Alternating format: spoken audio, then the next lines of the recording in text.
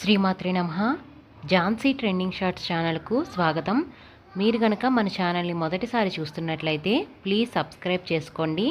మరిన్ని devotional stories కోసం మన ఛానల్ని అందరికీ షేర్ చేయడం మర్చిపోవద్దు. ఈ వీడియో కనుక మీకు నచ్చినట్లయితే ప్లీజ్ ఒక లైక్ అయితే ఇవ్వండి. సమయంలో అనుకోకుండా మాఘమాసం వచ్చింది కాబట్టి ఆదిత్య హృదయం మీద 2 రోజులు ఏమైనా 4 మాటలు చెప్పవయ్యా, నీకు తెలుసు కదా నేను తప్పు పట్టేవాళ్ళు ఎవరూ లేరు, నువ్వేం బెంగపెట్టుకోక్కర్లేదు, వచ్చేవో 4 మాటలు చెప్పంటే ధైర్యం చేసి మీ ముందు కూర్చున్నాను. కానీ ఆదిత్య హృదయాన్ని చిన్నతనం నుంచి పారాయణ చేసిన వాళ్ళే. ఆదిత్య హృదయం తెలియనిది ఎవరికి ఉంటుంది? అందరూ ఆదిత్య హృదయాన్ని పారాయణ చేస్తూ ఉంటారు. అయితే ఆదిత్య హృదయం చాలా విచిత్రమైనటువంటి స్తోత్రం. ఎందుచేత నేను ఈ మాట అంటున్నానంటే, ఆదిత్య హృదయం రామాయణాంతర్గతం.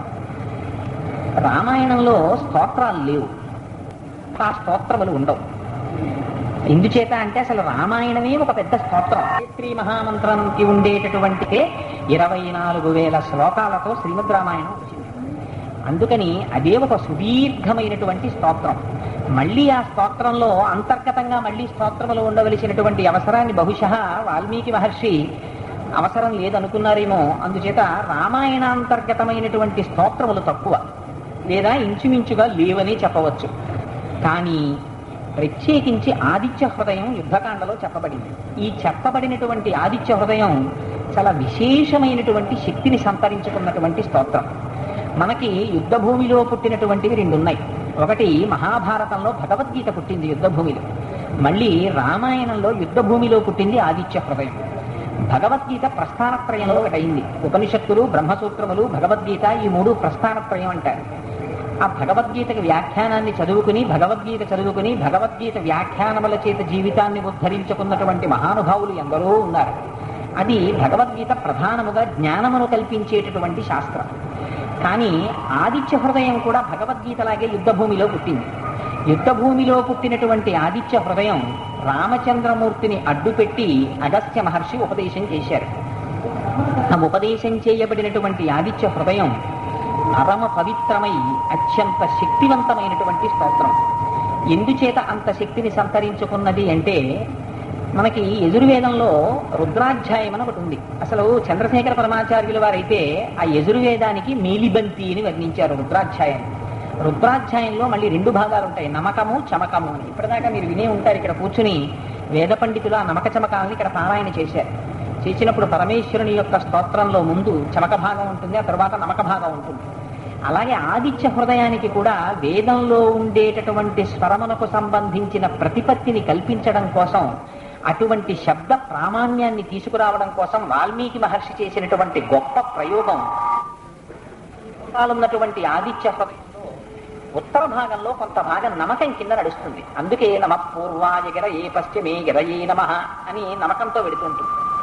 ముందు భాగం చాలా గమ్మత్తుగా వెళుతుంది. ఆ వెళ్ళడంలో కేవలం 31 శ్లోకాలు రాశారు. అది కూడా అనుష్ఠుప్ ఛందస్సులోనే వెళ్ళింది. ఆ 31 శ్లోకాల్లో ఎంత చిత్రం చేశారంటే మహర్షి, మీరు ఎప్పుడైనా కన్యాకుమారి క్షేత్రానికి వెడితే గమనిస్తారు, సూర్యోదయం అవడం ప్రారంభించిన తరువాత మీరు సూర్యోదయం ఎంతసేపట్లో అవుతుంది అని తీక్షణంగా గమనిస్తే ఒక్క 5-6 నిమిషాల్లో పూర్ణమైనటువంటి బింబం పైకి వస్తుంది ఆ అరుణారుణ కాంతులతో.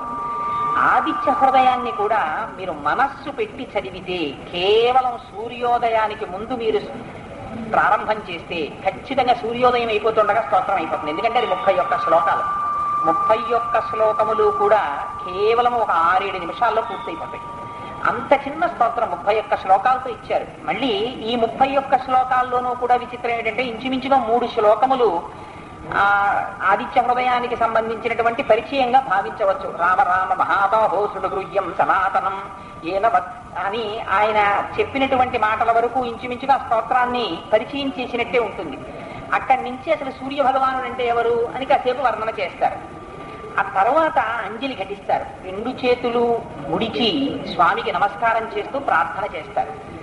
అంజలి ఘటించిన తర్వాత ఏం జరిగింది అన్నది చెప్పేస్తారు. అయితే ఇది జరగడంలో ఒక ఆశ్చర్యకరమైన సందర్భం ఉంది. అసలు శ్రీ మహావిష్ణువు రావణాసురుణ్ణి సంహరించడం కోసమే రామావతారంగా వచ్చారు. ఆ రావణంలో ఎంత విచిత్రం అంటే, అసలు ఆయనని ఎవ్వరూ వెళ్ళి ప్రార్థన చేయలేదు. స్వామి నువ్వు వచ్చి రావణాసుర సంహారం చేయవలసింది అని ఎవరూ అడగలేదు. కేవలముగా ఆ దశరథ మహారాజు గారు చేస్తున్నటువంటి యజ్ఞవాటికలో కూర్చున్నటువంటి వాళ్ళందరూ రావణాసురుడు పెడుతున్నటువంటి కష్టాల్ని ముచ్చటించుకుంటున్నాడు. ఏతస్మిన్నంతరే విష్ణు రూపయాతో మహాద్యుతి శంఖచక్ర గదాపాణి పీతవాస జగత్పతి అంటారు బాలకాండల వాల్మీకి మహర్షి. ఏతస్మిన్నంతరే విష్ణు అని ఆ మధ్యలో ఆవిర్భవించాడు స్వామి. ఆవిర్భవించి శంఖచక్ర గదా పద్మములతో ఆవిర్భవించిన వారై, నేను రావణాసురుణ్ణి సంహరించడం కోసం నన్ను నేను 4 మూర్తులుగా వస్తున్నాను అన్నారు.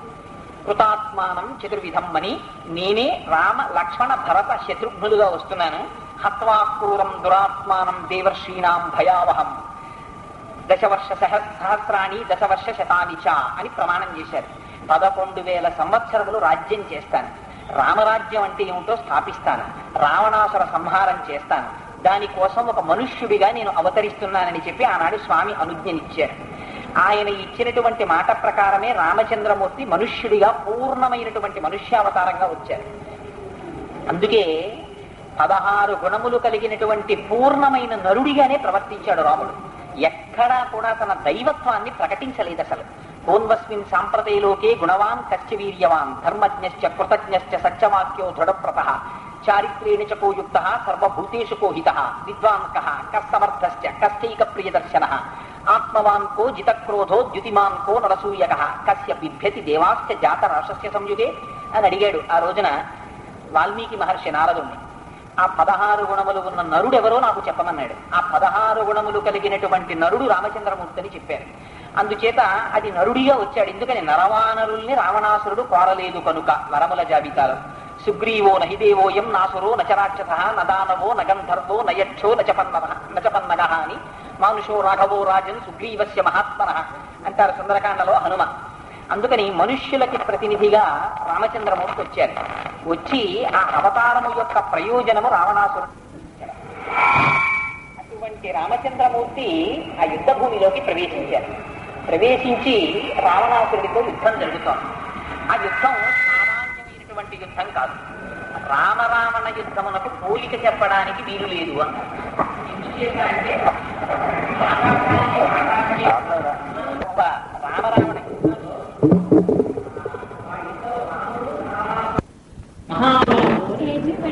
ఏమిటిటా మహాబాహువులు అంటే ఆ శ్రీ మహావిష్ణువు యొక్క బాహువులు ఈ సమస్త భూమండలాన్ని రక్షిస్తాయి. భూమండలాన్ని చతుర్దశ భువనములను ఉంటాయి.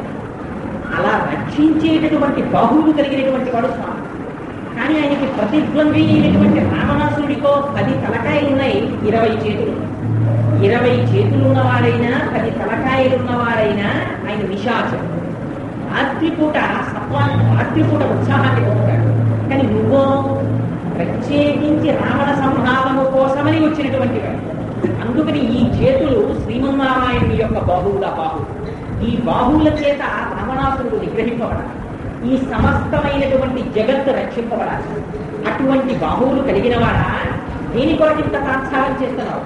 ఎందుకని రావణాసురుని నువ్వు మట్టు పెట్టడం లేదు? అందుకని బలవీర్యాన్ని పుంజుకో. నువ్వు కొద్దిగా అలసటకి గురి అయి ఉన్నావు. ఎందుకని బాలకాండలో విశ్వామిత్ర మహర్షి రామచంద్రమూర్తికి బల అతిబల అనేటటువంటి విద్యల్ని ఉపదేశం చేశారు. వాటి వల్ల నశ్రమో నజ్వరో వాతేన రూపస్య విపర్యయ. అసలు నీకు శ్రమ కలగదు, అలసట ఉండదు, వాతం ఏర్పడదు, జ్వరం ఏర్పడదు, బాధ కలగదు, ఆకలి వెయ్యదు, దాహము వెయ్యదని బలాలు ఇచ్చారు. ఆ విద్యల్ని ఉపాసన చేస్తారు. అంతటి రామచంద్రమూర్తి కూడా ఇవాళ అలిసినటువంటి స్థితిలో ఆయనలో ఉత్సాహాన్ని ప్రేరేపించారు.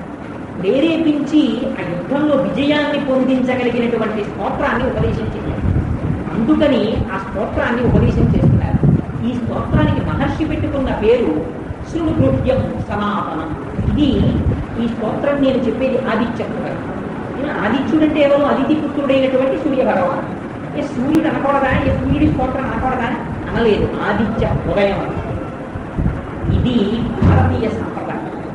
భారతీయ సాంప్రదాయంలో ఎండని ఎండగా చూడరు, వానని వానగా చూడరు, నీటిని నీటిగా చూడరు, భూమిని భూమిగా చూడరు, సూర్యుడిని సూర్యుడిగా చూడరు, చంద్రుణ్ణి చంద్రుడిగా చూడరు. ప్రతిదాని లోపల ఉన్నటువంటి శక్తిని ఉపాసన. ఇది భారతీయ సాంప్రదాయం. వర్షాన్ని అది కేవల వర్షం, ఆ వర్షాంతర్గతమై పంటలు పండించగలిగినటువంటి శక్తికి ఆరాధన చేస్తారు. వర్షాంతర్గతమై దాహమును తీర్చగలిగినటువంటి శక్తిని ఆరాధన చేస్తారు. భూమిని భూమిగా చూడరు, ఈ భూమి పంటలను పండించి ఆకలిని తీర్చగలిగినటువంటి శక్తిగా ఇందులోంచి వచ్చి మనం ఎందులోకి వెళ్ళిపోతున్నామో అటువంటి మాతృ స్వరూపిణిగా ఆరాధన చేస్తారు. అదే సంప్రదాయాన్ని మహర్షి ఇక్కడ నిరూపిస్తున్నారు. అందుకని దీన్ని ఆదిత్య హృదయము, అదితి యొక్క కుమారుడైన సూర్య భగవానుని యొక్క ఆ సూర్యమండలాంతర్వర్తి అయినటువంటి నారాయణుణ్ణి ఉపాసన చేస్తున్నారు. అందుకని ఇది కేవలం సూర్యబింబాన్ని ఉపాసన చేయడం కాదు, ఆ సూర్యమండలాంతర్గతమైనటువంటి శక్తి ప్రచోదకుడైన నారాయణుడిని ఉపాసన చేస్తున్నారు. అందుచేత ఈ ఆదిత్య హృదయం ఎప్పుడు చదివినా పెద్దలు అన్నారు, దీని మీద మళ్ళీ చాలా అనేకమైన వాదనలు వచ్చాయి. అసలు దీన్ని ఎప్పుడు ఉపదేశం చేశాడన్నారు. కొందరు అన్నారు మధ్యాహ్నం అపరాహ్న వేళలో ఉపదేశం చేశాడన్నారు. కొందరు అన్నారు కాదు ఇది ప్రాతకాలం ఉపదేశం చేశాడు. కొందరు అన్నారు అసలు దీన్ని ఏషా ఏషా ఏషా అన్న మాట వాడారు కాబట్టి సూర్యుడి ఎదురుగా నిలబడి ఆదిత్య హృదయం చదవాలా అన్నారు. చూపిస్తూ చూపిస్తూ ఏషా ఇది ఇది ఇది అంటూ ఆ బింబాన్ని చూస్తూ చదవాలా అన్నారు. కొందరు అన్నారు సూర్యోదయ సూర్యాస్తమయములలో సూర్యాస్తమయ సమయంలో ఇంకా ప్రయాణం కానీ సూర్యాస్తమయంలో ఆ కిరణములు కానీ ఒంటి మీద పడడం ఆరోగ్య రీత్యా మంచిది అని నీతిశాస్త్రం కూడా అంగీకరించింది. కానీ బాలాత్క ప్రేత భూమశ్చ అని నీతిశాస్త్రం కూడా నిషేధించింది. ఉదయిస్తున్నటువంటి సూర్యుడికి ఎదురుగా నిలబడడం కానీ ఉదయిస్తున్నటువంటి సూర్యుని యొక్క కాంతిలో ఎక్కువ దూరం ప్రయాణం చేయడం కానీ శరీరంలో ఉండేటువంటి పటుత్వాన్ని తగ్గించేది. అందుచేత బాలాంకునికి ఎదురుగా నిలబడకూడదు కనుక ఆదిత్య హృదయాన్ని ఉదయిస్తున్నటువంటి సూర్యుడికి ఎదురు నిలబడి చెయ్యమని చెప్పలేదు. మరి దీన్ని ఎలా చెయ్యాలి అని అడిగితే ఇక్కడ ఉపాసన చెయ్యాలి. ఎలా ఉపాసన చెయ్యాలి అని బంగారు కాంతులతో నిండిపోయినటువంటి పూర్ణముగా అప్పుడే ఉదయించినటువంటి సూర్యమండలాన్ని ఆ గుండ్రముగా ఉండేటటువంటి సూర్యబింబాన్ని ఇక్కడ ఉపాసన చేయమన్నారు. యోగం ఆ బంగారు కాంతుల్ని దర్శనం చెయ్యాలి. మీకు ఆదిత్య హృదయంలో ఒక గొప్ప రహస్యం, మిగిలిన దేవతా స్వరూపాన్ని మీరు దేన్ని ఉపాసన చెయ్యండి, దానికి ధ్యాన శ్లోకం ఉంటుంది మంత్రాన్ని. ఆ ధ్యాన శ్లోకాన్ని మీరు చదవాలి. మీరు పంచాక్షరి మహామంత్రం అంటే నేను ఉదాహరణ చెప్తున్నాను. పంచాక్షరిని ప్రతిరోజు ఉపాసన చేస్తారనుకోండి, ఆ పంచాక్షరి మంత్రాధిష్టాన దేవతని ఒక ధ్యాన శ్లోకంలో వేడుకుంటారు. ఇదిగో నువ్వు ఇలా ఉంటావు అని అడుగుతారు. అలా ఒక లలితాకళా భట్టారికా స్వరూపంగా ఉపాసన చేస్తే అరుణాం కరుణా తరంగితాక్షి అని అమ్మ నువ్వు ఈ స్వరూపంతో ఉన్నావు అని ఉపాసన చేస్తారు. ఆ ధ్యాన శ్లోకంలో ఆ కరచరణాదులతో కూడినటువంటి ఆ అమ్మ అనండి అయ్య అనండి మీరు ఏ పేరుతో చెప్పినా ఉండేటటువంటి భగవంతుడికి వర్తించదు. కానీ మీరు ఉపాసన సౌలభ్యము కోసమని మీరు చూస్తున్నటువంటి మూర్తి ఏదైతే ఉందో ఆ మూర్తిని ఒక ధ్యాన శ్లోకంలో చెప్పి ఆ ధ్యాన శ్లోకంలో ఎలా ప్రతిపాదించాలో అటువంటి మూర్తిని ఇక్కడ ఊహిస్తారు. ఊహించి ఆ ఊహ చేత ఏర్పడినటువంటి మూర్తి యొక్క స్థానాల దగ్గర మీ మనస్సును నిలబెట్టే ప్రయత్నం చేస్తారు. కానీ ఆదిత్య హృదయంలో అటువంటి ఇబ్బంది లేదు. ఇందుచేత ఒక్కసారి మీరు నిజంగా దర్శనం చేయించి చర్మశిక్షులతో చూడవచ్చు సూర్యనారాయణ. ఒక్క 5-6 నిమిషాల్లో పూర్ణమైనటువంటి బింబం పైకి వస్తుంది ఆ అరుణారుణ కాంతులతో. ఆదిత్య హృదయాన్ని కూడా మీరు మనస్సు పెట్టి చదివితే కేవలం సూర్యోదయానికి ముందు మీరు ప్రారంభం చేస్తే ఖచ్చితంగా సూర్యోదయం అయిపోతుండగా స్తోత్రం అయిపోతుంది. ఎందుకంటే అది 31 శ్లోకాలు. 31 శ్లోకములు కూడా కేవలం ఒక 6-7 నిమిషాల్లో పూర్తయిపోతాయి. అంత చిన్న స్తోత్రం 31 శ్లోకాలతో ఇచ్చారు. మళ్ళీ ఈ 31 శ్లోకాల్లోనూ కూడా విచిత్రం ఏంటంటే ఇంచుమించుగా 3 శ్లోకములు ఆదిత్య హృదయానికి సంబంధించినటువంటి పరిచయంగా భావించవచ్చు. రామ రామ మహాబాహో సుడగృహ్యం సనాతనం ఏనవత్ అని ఆయన చెప్పినటువంటి మాటల వరకు ఇంచుమించుగా స్తోత్రాన్ని పరిచయం చేసినట్టే ఉంటుంది. అక్కడి నుంచి అసలు సూర్య భగవానుడు అంటే ఎవరు అని కాసేపు వర్ణన చేస్తారు. ఆ తర్వాత అంజలి ఘటిస్తారు. 2 చేతులు ముడిచి స్వామికి నమస్కారం చేస్తూ ప్రార్థన చేస్తారు. అంజలి ఘటించిన తర్వాత ఏం జరిగింది అన్నది చెప్పేస్తారు. అయితే ఇది జరగడంలో ఒక ఆశ్చర్యకరమైన సందర్భం ఉంది. అసలు శ్రీ మహావిష్ణువు రావణాసురుణ్ణి సంహరించడం కోసమే రామావతారంగా వచ్చారు. ఆ రావణంలో ఎంత విచిత్రం అంటే అసలు ఆయనని ఎవ్వరూ వెళ్ళి ప్రార్థన చేయలేదు. స్వామి నువ్వు వచ్చి రావణాసుర సంహారం చేయవలసింది అని ఎవరూ అడగలేదు. కేవలముగా ఆ దశరథ మహారాజు గారు చేస్తున్నటువంటి యజ్ఞవాటికలో కూర్చున్నటువంటి వాళ్ళందరూ రావణాసురుడు పెడుతున్నటువంటి కష్టాల్ని ముచ్చటించుకుంటున్నారు. ఏతస్మిన్నంతరే విష్ణు రూపయాతో మహాద్యుతి శంఖచక్ర గదాపాణి పీతవాస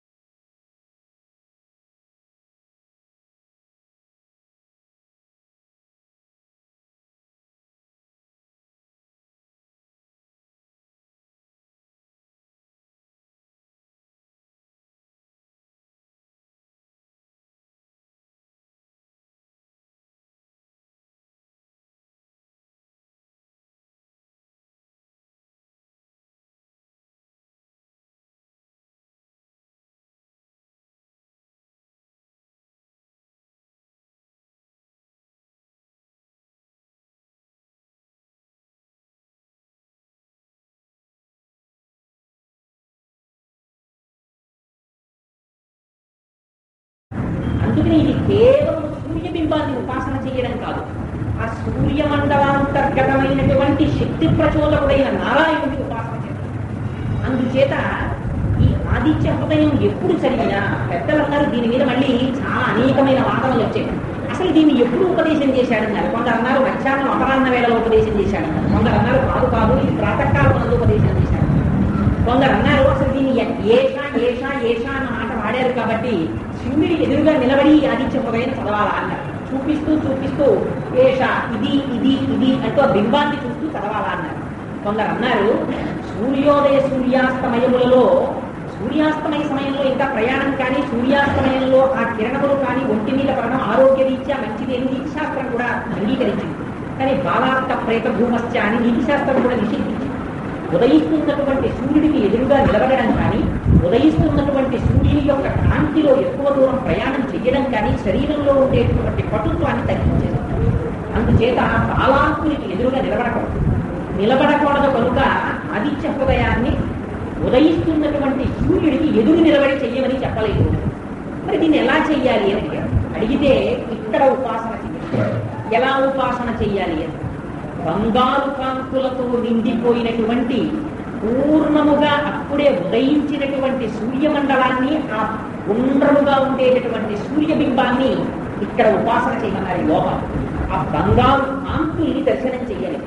మీకు ఆదిత్య హృదయంలో ఒక గొప్ప రహస్యం, మిగిలిన దేవతా స్వరూపాన్ని మీరు దేన్ని ఉపాసన చెయ్యండి, దానికి ధ్యాన శ్లోకం ఉంటుంది మంత్రాన్ని. ఆ ధ్యాన శ్లోకాన్ని మీరు చదవాలి. మీరు ఒక పంచాక్షరి మహామంత్రం అంటే నేను ఉదాహరణకు చెప్తున్నాను. పంచాక్షరిని ప్రతిరోజు ఉపాసన చేస్తారనుకోండి, ఆ పంచాక్షరి మంత్రాధిష్టాన దేవతని ఒక ధ్యాన శ్లోకంలో వేడుకుంటారు. ఇదిగో నువ్వు ఇలా ఉంటావు అని అడుగుతారు. అలా ఒక లలితా కళా భట్టారికా స్వరూపంగా ఉపాసన చేస్తే అరుణాం కరుణా తరంగితాక్షిమని అమ్మ నువ్వు ఈ స్వరూపంతో ఉన్నావు అని ఉపాసన చేస్తారు. ఆ ధ్యాన శ్లోకంలో ఆ కరచరణాదులతో కూడినటువంటి ఆ అమ్మ అనండి అయ్య అనండి మీరు ఏ పేరుతో చెప్పినా ఉండేటటువంటి భగవంతుడికి వర్తించదు. కానీ మీరు ఉపాసన సౌలభ్యము కోసమని మీరు చూస్తున్నటువంటి మూర్తి ఏదైతే ఉందో ఆ మూర్తిని ఒక ధ్యాన శ్లోకంలో చెప్పి ఆ ధ్యాన శ్లోకంలో ఎలా ప్రతిపాదించాలో అటువంటి మూర్తిని ఇక్కడ ఊహిస్తారు. ఊహించి ఆ ఊహ చేత ఏర్పడినటువంటి మూర్తి యొక్క పాదముల దగ్గర మీ మనసును నిలబెట్టే ప్రయత్నం చేస్తారు. కానీ ఆదిత్య హృదయంలో అటువంటి ఇబ్బంది లేదు. ఇందుచేత ఒక్కసారి మీరు నిజంగా దర్శనం చేయించి చర్మచక్షులతో చూడవచ్చు సూర్యనారాయణుడు. ఇలా ఉంటారు సుమా సూర్యనారాయణుడు అని మీకు మళ్ళీ వేరొకరు వచ్చి చెప్పక్కర్లేదు. ఒక్కసారి ప్రాతకాలంలో నిద్రలేచి ఆ సూర్యమండలంలో భగవానుడు ఆవిర్భవిస్తుంటే ఎర్రటి కాంతులు మొట్టమొదట ఎలా వస్తాయో ఆ ఎర్రటి కాంతులలోంచి ఆ సూర్యబింబం ఎలా ఉదయిస్తుందో అసలు కన్యాకుమారిలో చూడాలి. దాని అందమంతా సముద్రంలోంచి బయటకు వస్తున్నట్టు కనపడతాడు స్వామి. ఆ మూర్తిని చూస్తే పసుపచ్చటి కాంతులతో ఒక పువ్వు పైకి వస్తున్నట్టు. దీన్ని ఈ మధ్యకాలంలో నేను ఒక వేసవిలో చూసి ఆశ్చర్యపోయిన మానస సరోవరాన్ని రామకృష్ణ మిషన్ వాడు వీడియోగ్రాఫ్ చేశారు. ఆ వీడియోగ్రాఫ్ చేసినప్పుడు చూస్తే వెండి కొండలా ఉంటుంది, తెల్లగా ఉంటుంది ఆ మానస సరోవరంలో కైలాసం. అది సూర్యోదయ సమయంలో ఆ పసుపచ్చని కిరణాలు పడితే ఇంత తెలియలేదు, అంత బంగారు ఉంటాయి. పసుపచ్చగా అన్నట్టుగా కాల్చిన బంగారం ముద్ద ఎలా ఉంటుందో అలా మెరిసిపోతుంది బంగారం. నేను ఇది చూసి ఎంత ఆశ్చర్యంగా అంటే నా వెనకాల కూర్చుని చూస్తున్నా అబ్బాయి అన్నాడు, నాయాన్ని మీరు అనుకుంటారు కదా స్ఫటికలింగం ఏ పువ్వు పెడితే ఆ రంగు ఆ స్ఫటికం పొందుతుందిరా, పరమాత్మ ప్రకృతి అలా మారుతుందంటుంటారు కదా, ప్రకృతి చేత ప్రాధాన్యత పొందినటువంటి ప్రకృతి విడదీయలేని సంబంధం ఆ బంగారు రంగు కలిగిన కైలాసంలో గోచరించడం లేదా చేత అలా బంగారు రంగులో కనపడుతుంది కైలాస పర్వతం. అలా ఇక్కడ పరమాత్మ సూర్య భగవానుడు కూడా ఉదయించేటప్పుడు బంగారు రంగులో. రామకృష్ణ మిషన్ వాళ్ళు మీరు ఎవరైనా పుస్తకం ఉంటే చాలా నిజంగా పరమ ప్రయోజనం చేశారు. ఆదిత్య హృదయం చిన్న పుస్తకం చేశారు. రేపు ఎవరికైనా లేకపోతే పుస్తకాన్ని తీసుకొచ్చి చూపిస్తారు. అది బయటికి వెళ్ళి చూడవలసిన అవసరం కూడా లేకుండా ఆదిత్య హృదయం పుస్తకం తీయగానే మనసులు నిలబడడానికి వాళ్ళు ఎలా ఫోటోగ్రాఫ్ చేశారో కానీ ఆదిత్య హృదయంలో ఎలా ప్రతిపాదింపబడ్డారో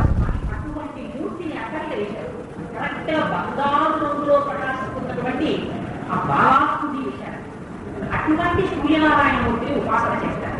ఆ ఉపాసన చేసేటప్పుడు ఆయన గురించి మనస్సు నిలబడడం ఆదిత్యపురంలో చాలా విషయం ఏం కాదు. మిగిలినది ఊహించారు, ఎక్కడో వినాలి, ఇలా ఉంటుందా ఈ స్వరూపం అనుకోవాలి, అది నిలబడాలి మనం చేశారు. అప్పుడు ఆ ప్రార్థనా శ్లోకం చెయ్యాలి. ఆ ధ్యాన శ్లోకంలో మీ మనస్సు నిలబడితే అప్పుడు ఆ స్వరూపం దగ్గర ఈ శిరస్సు వంచాలి. కానీ సూర్యుడి దగ్గరికి వచ్చేటప్పుడు ఇంకొకటి పరిచయం చేయగల రోజు సూర్యబింబాన్ని చూస్తూనే ఉంటారు. అదిగో అటువంటి సూర్యుడిని గురించి చెప్తూ ఆయన అంటారు, ఇదిగోనయ రామరామ మహాబాహో స్మృత్యం సనాతనం ఏన సర్వా నవీన్ వచ్చ సమరే జీష్యసి. ఆ పిలవడం అందరూ చూడండి, వాల్మీకి మహర్షిని వత్స అని పిలిచారు. వత్స అని ఎవరిని పిలుస్తారు? సాధారణంగా కొడుకుని పిలుస్తారు. కొడుకుని పిలిచేటప్పుడు రే వత్స కదా అంటుంటారు. శిష్యుడిని రూపిస్తారు మళ్ళీ తండ్రి. అందుకే తండ్రిని మించినటువంటి గురువు లేడు అని శాస్త్రం. తండ్రి ఉన్నాడా? అన్ని విద్యలు ఉన్నాయి. తండ్రి లేడా? వాడికి విద్య యొక్క గతిలో కొంచెం తేడా వస్తుంది. మన ఇంట్లో లేదు. ఆ గతి చూపించగలిగిన వాడిని కోల్పోయారు జన్మజన్మాంతరంలో. అందుచేత ఆ తండ్రి కొడుకుని పిలిచినంత వాత్సల్యంతో మామా సా అని పిలిచాక పిలవడంలో ఒకసారిగా మార్చి చూడండి. మామా ఏంటసేపు యుద్ధమా? మహాబాహు వచ్చింది రావాల్సింది నిగ్రహించడానికి. ఈ బాహుని సామాన్యమైన బాహుగా బాహువులు బాహువు దానితో భూదండం పట్టుకుని ఇంతకులో నిలబడి ఇంతసేపు యుద్ధమా? నీచమానవుడు నీతో ఇంతసేపు యుద్ధం చేయమా? శిక్షించలే స్వామి. శివుడు కృత్యం సమాపనం ఏన సర్వాన్ నవీన్ పక్ష సమరే జీష్యసి. అప్పుడు ఏం కావాలో అని చెప్పాలి.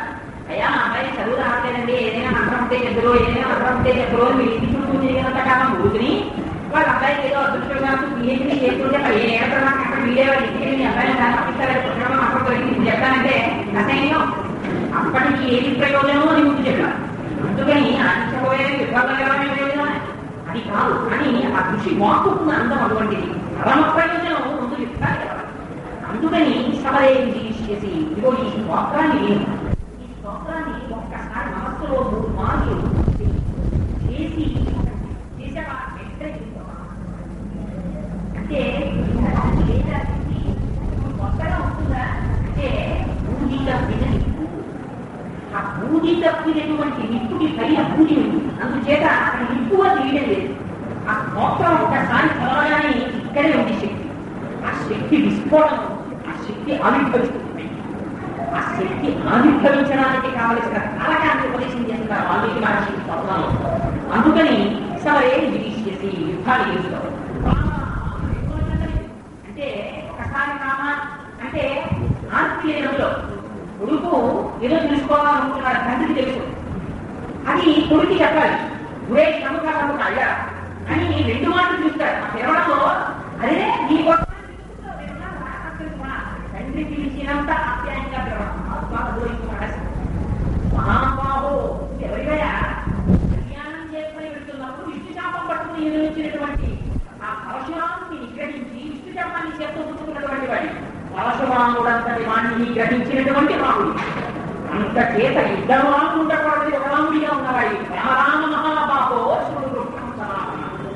ఇది మీరు చెప్పడం లేదు. పెద్దలైన వారు ఋషులైన వారు ఏదైనా ఉపదేశం చేసేటప్పుడు ఏమైనా 4 మాటలు చెప్పేటప్పుడు ఇదంతా నాకు తెలియదండి, నేను సంపాదించానండి అని చెప్పరు.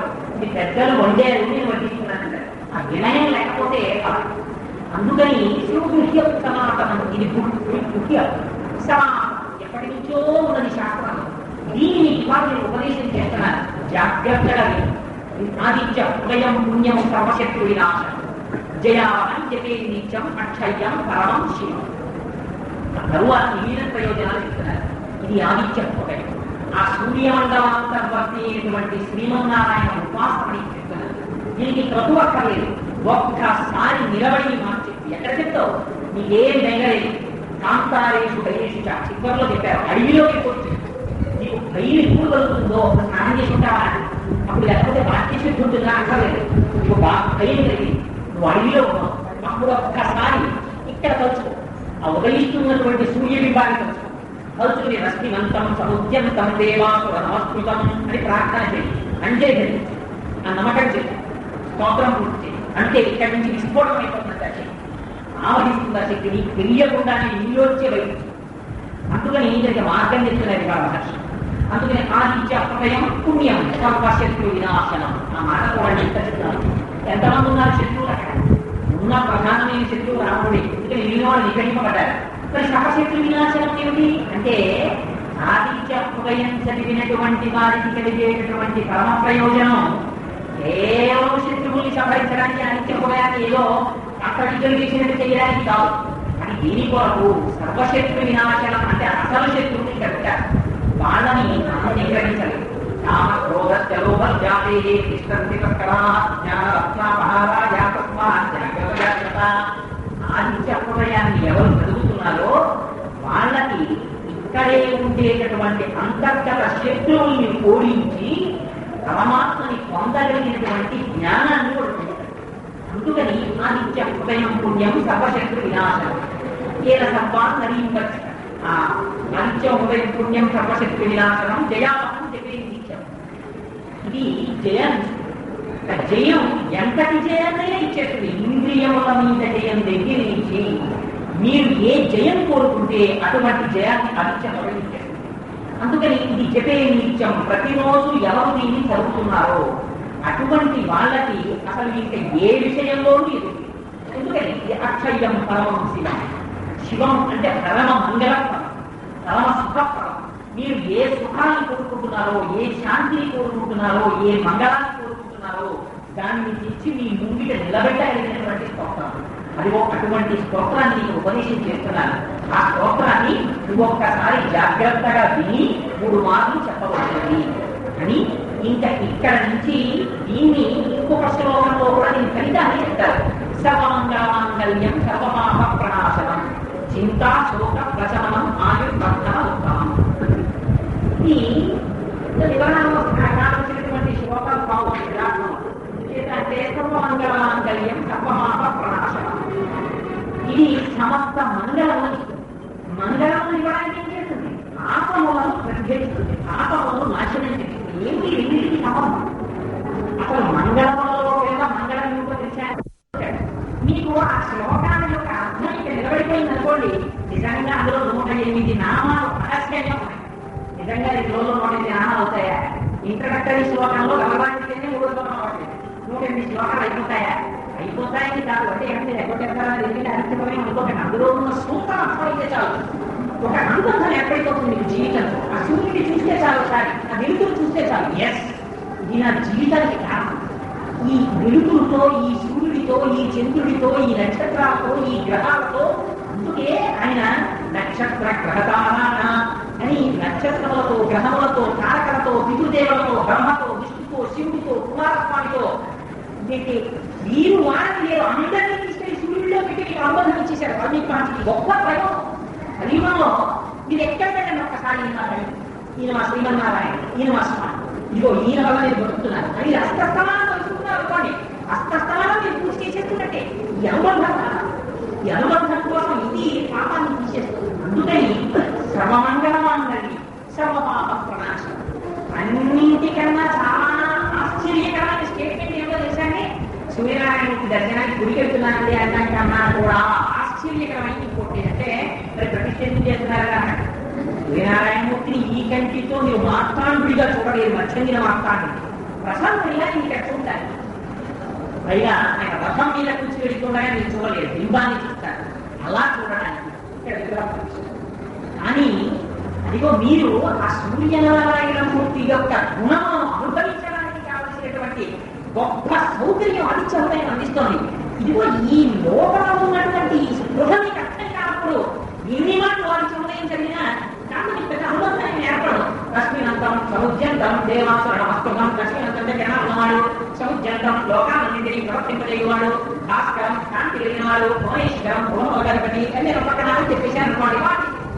ఓహో ఇలా ఉన్నవాడు ఏం చెప్పేది మనకి గురికన్నా వస్తున్నాయి. లోకాలు ప్రవర్తింపజేసేవాడు ఏం చెప్పలేదు. సూర్యులనే పనిచేసుకోవట అని అనుకుంటూ వెళ్ళిపోతాడు.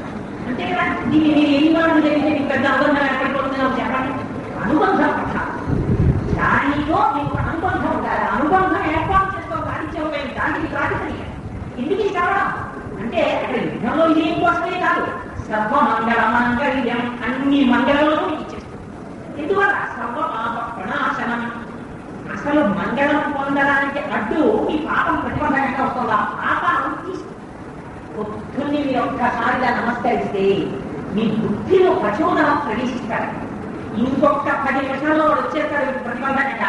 ఒకసారి గుడికి వెళ్ళి వచ్చేసి పేపర్ చదువుదాం అని వెళ్ళిపోతాడు. దేవాలయానికి వెళ్ళి వచ్చి పేపర్ తీస్తాడు, చూడటం వస్తాడు. ఇబ్బంది ఏంటంటే దేవాలయ దర్శనం అయిపోయింది. ఇక్కడ ప్రచోదనం మారుతుంది.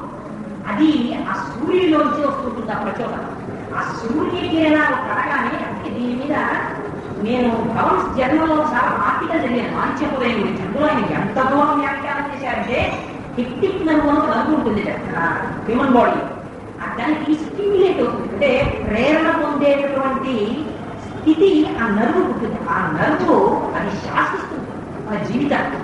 అది పొందేటటువంటి ఉత్తేజమే నిర్ణయాల యొక్క స్థాయిని మారుతుంది. ఇద్దరు ఒక వ్యాపారం చేసుకుంటారు.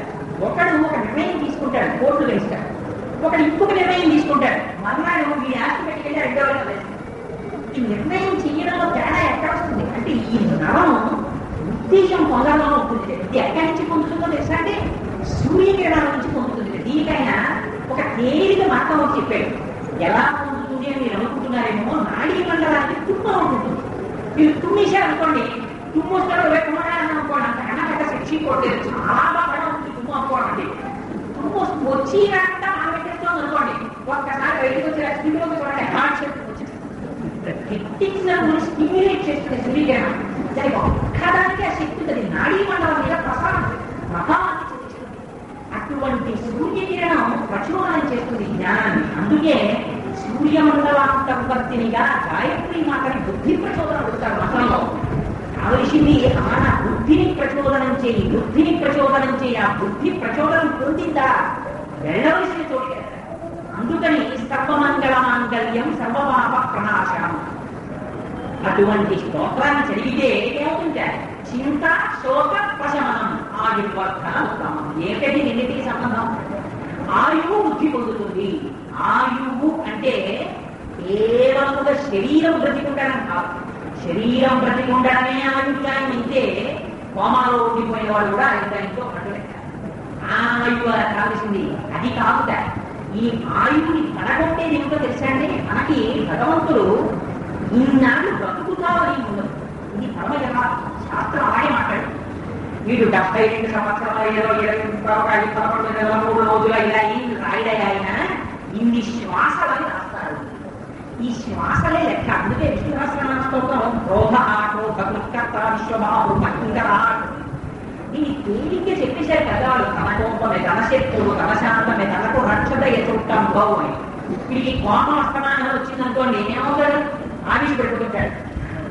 ఎక్కువ ఊపిరి ఎక్కువ తీసేస్తే వీడి కౌంటు తగ్గిపోతుంది, ఆయుర్దాన్ని తగ్గిపోతుంది. పైగా వీడికి లోపల ఉన్నటువంటి నాడీ మండలము, హృదయము, ఊపిరితిత్తులు మొదలైనవి తొందరగా దెబ్బతిని డాక్టర్ చెప్పేస్తాడు. అబ్బాయి ఇది ఆవేశపడితే ఇంకా నువ్వన్నది ఉండదు మాట. ఇంకా అక్కడి నుంచి ఆయన చెప్పకంటే ఆవేశపడి ఉంటే అక్కడి నుంచి కూడా శాంతం అలవాటు చేసుకుంటాడు. ఎందుకు వచ్చే శాంతం? కొత్తగా శాంతం, వీడికోసం శాంతం. మొదటి నుంచి శాంతం ఉంటే చాలా బాగుంది. ఇది నేర్పుతుంది కదా ఆదిత్య హృదయం. ఎలా నేర్పుతుంది? చింత శోక ప్రశమనం. చింతని శోకాన్ని పోగొట్టేస్తుంది. ఏమిటండి రెండు అంటే శోకము వలన కొంత చచ్చిపోతాడు. అసలు చచ్చిపోయిన తర్వాత చిట్టి మీద పెట్టి ఒకసారి కాలిపోతాడు. ఎవరో ఎక్కడో వండి వాడు ఉన్నంతసేపు, దేహం ఉన్నంతసేపే కదండి. దేహ సంబంధీకులు అందరితో అనుబంధాలు ఉంటాయి. దేహం విడిపోయింది అనుకోండి, దేహానికి పెట్టేసేయం ఎప్పుడు చిట్టి మీద పెట్టి ఆ శరీరం విడిపోతుంది, అదృశ్యం అయిపోతుంది. అంతకుముందు ఫోటోలు ఉంటాయంటే కొత్తగా ఎవరైనా దాన్ని పెట్టిన ఉంటుంది, లేకపోతే ఎవరో అనుకోండి. అందుకని ఆ దేహం పోతే దేహ సంబంధం కూడా పోతుంది. కానీ ఆ చిటి మీద పెడితే దేహం పోతుంది. చింత దేహాన్ని ప్రతి క్షణం చంపేస్తుంది. ఏంటి చింత? వీడికి అక్కర్లేని అన్ని విషయాలు ఇక్కడ ఒక్కడు ఉంటారు చూడండి. వాడిని కూర్చోబెట్టి మీరు నాన్ స్టాప్ గా రామాయణం అంతా చెప్పేస్తే, అయ్యా అబ్బాయి ఏంటి మీకు సుఖంగా ఉందా ప్రాణం అంటే, ఎందుకుండదు బాబు, మా అబ్బాయి నన్ను పంపించారుగా రామాయణం జనమని. కానీ మా వాడు మొదటి నుంచి మంచివాడు, మా వాళ్ళే ఎత్తి ఇలాంటి అన్ని వాడిని ఇంత రామాయణం మళ్ళీ వదిలేదు. మీరు ఎంత ప్రయత్నపూర్వకంగా తీసుకురండి, మళ్ళీ వాడు చెప్పుకో పెట్టదు. చింత చంపేస్తుంది. అక్కడలే ప్రతిదానికి చెప్పేవాడికి. అంటే శంకరాచార్యులు వారు ధర్మవంతంలో ఇలాంటి వారిని మూఢ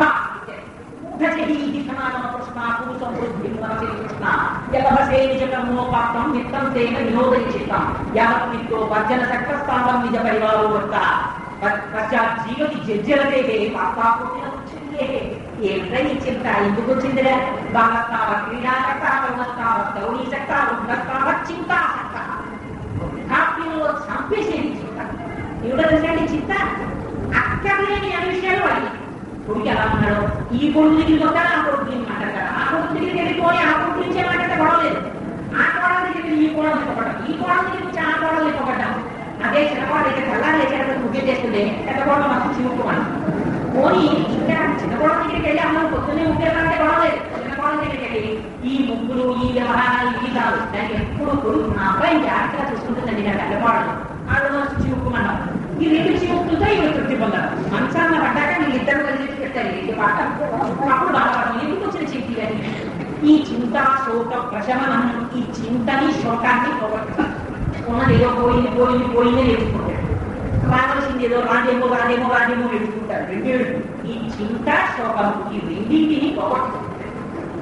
ఇది రెండు పోయే ఎక్కువండి ఇంకా వాడికి ఎప్పుడూ ఆనందంగా ఉంటాడు ఆనందంగా ఉంటే ఏమవుతుంది ఊపిరిలో తెల్లగా తీస్తారు తీస్తే ఏమవుతుంది ఆయుర్వ ధనముత్తమమైన నీ ఆయుర్వాన్ని నిలబడదు దీనికి ఖచ్చితంగా వ్యతిరేకమైన స్థితిలో ఒకవాడు వాడిని రక్షించడానికి సాధని పక్కకి తీసుకెళ్ళాడు నువ్వు ఎందుకు తీసుకెళ్ళావు నేను ఆమె యుద్ధం చేయలేదా నాకు చేత కాదా నన్ను ఎందుకు తెచ్చావు వాడిని చావు తప్పించడానికి తీసుకొచ్చినా చావు తిరిగిపోతున్నాడు వాడికి చెప్తుంది రామాసు ఈయన పదం కూడా లేదు ఈయన అసలు ఈయన చింతించాలి భార్య పడవాడి దగ్గర ఉండిపోయింది కానీ ఈయన తేజోమూర్తిగా నిలబడి ఉన్నారు ఈయన ఆత్మత నిలిగి దానం చేస్తారు మహర్షులు అందుకని రాముడికి చెప్పారు అని చెప్పబోయాలి చింతా శోక ప్రశమనం ఆయుర్వ ధనముత్తమం అటువంటి ఆదిత్య హృదయాన్ని నీకు ఉపదేశం చేస్తున్నాను అని ఇంకా అక్కడి నుంచి సూర్యనారాయణమూర్తి యొక్క గుణములను వర్ణన చేయడం మొదలుపెట్టారు అసలు నీకు అనుబంధం ఒకటి ఏర్పడాలని ఆదిత్య హృదయం యొక్క రోజు చదివేస్తామండి నిజమే మంచిదే దాని శబ్ద ప్రమాణం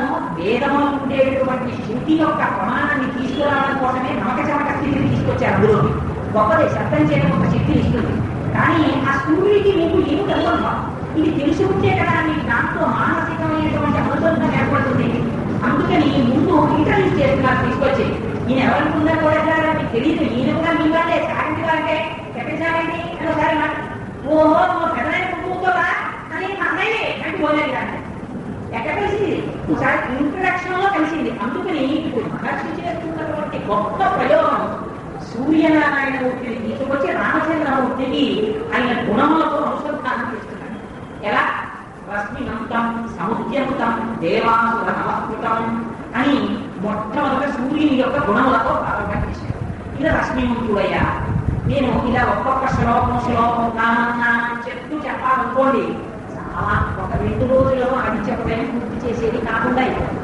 అందుకని నేను ఏం చేస్తానంటే దీనికి ప్రయోజనం అందాలి కనుక దీనిలో నిక్షిప్తమైనటువంటి పరమ రహస్యాన్ని అందించడానికి ప్రయత్నం చేస్తాను అది మీకు కొంత ఉపయోగం ఉంటుంది దానివల్ల చెప్పినందుకు 4 మాటలు భగవంతుడు పలికించినందుకు దానికి ఒక సార్థకత ఏర్పడుతుంది అంటే అసంతృప్తిగా ఉండడం అందుకని ఇక్కడ అంటారు రశ్మిమంతం అని మొదలెట్టారు ఇంకొక నామంతో మొదలు పెట్టకూడగా సూర్యుడిని పరిచయం చేసేటప్పుడు ఆయన రశ్మిమంతుడు అంటూ మొదలెట్టారు రశ్మిమంతుడు అంటే కిరణములు కలిగినటువంటి వాడు అని అర్థం ఈ కిరణము కలిగి ఉండడం అనేటటువంటిది మీరు ప్రత్యక్షంగా ఈ కంటితో చూడడానికి అనువైన రీతిలో సూర్య భగవానుడికి కిరణాలు ఎందుకంటే మీరు ఎంత తలుపులు మూసుకుని ఇంట్లో కూర్చోండి ఏదో ఒక సన్న రంధ్రంలోంచి సూర్యకిరణం వచ్చేసి మీకు ఆ కిరణం కనడం కిరణాంతరకరమైనటువంటి భాష అంటే అందులో ఉన్నటువంటి కాంతి మీకు కనడం ఈ కాంతి దేనిలో తెలిసాక ఇది ఈ సూర్యరశ్మి కలలేదనుకో ఏమవుతుంది ఈ రశ్మి మంతం అండంలో మహోపకారాన్ని చెప్తున్నారు సూర్యుడు ఉదయిస్తాడు సూర్యుడు అస్తమిస్తాడని మనం చెప్తాం అసలు సూర్యుడు ఉదయించాడు సూర్యుడు అస్తమించాడు సూర్యోదయ సూర్యాస్తమయాలనేటటువంటి భూమి ఆపాదించు భూమి సూర్యుడి చుట్టూ తిరుగుతూ తన చుట్టూ తాను తిరుగుతుంది తిరిగినప్పుడు సూర్యుడు ఎదురుగుండా వచ్చిన ప్రాంతానికి కళ ఉంటుంది సూర్యుడిని ఎదురుగుండా లేని ప్రాంతంలో చీకటి సూర్యుడు ఎదురుగుండా వచ్చిందనుకోండి ఏమవుతుంది నేను చీకటి వెళ్ళిపోయి లైట్లన్నీ తీసేసిన తర్వాత ఆ స్తంభానికి ఎదురుగుండా వెళ్ళిపోయి అనుకోండి చీకటి ఏం చేస్తుంది స్తంభం? గుర్తుకుంటాను తల ఒప్పి కడుతుంది. కానీ స్తంభం అక్కడ ఉన్నది అన్న విషయం తెలియదు. ఇది సూర్యుడు వచ్చాడు అనుకోండి తెల్లవారు, ఇంకా మళ్ళీ చీకట్లు వేరే సూర్యుడు వచ్చాడు కాబట్టి నేను వెళ్ళిపోతున్నాను సార్ కోటేశ్వరాలు నాకు సెండా ఇవ్వండి ఒక కాపీ ఇచ్చేది అని అడగదు. సూర్యుడు రావడమే చీకటి, వెళ్ళిపోవడం అంతే. సూర్యుడు లేకపోవడమే చీకటి. దీన్ని చాలా జాగ్రత్తగా అర్థం చేసుకోవాలి. సూర్యుడు వచ్చాక చీకట్లు వెళ్ళిపోవడం కాదు, సూర్యుడు లేకపోవడమే చీకటి. సూర్యుడు ఉండడమే వెలుతురు అంతే.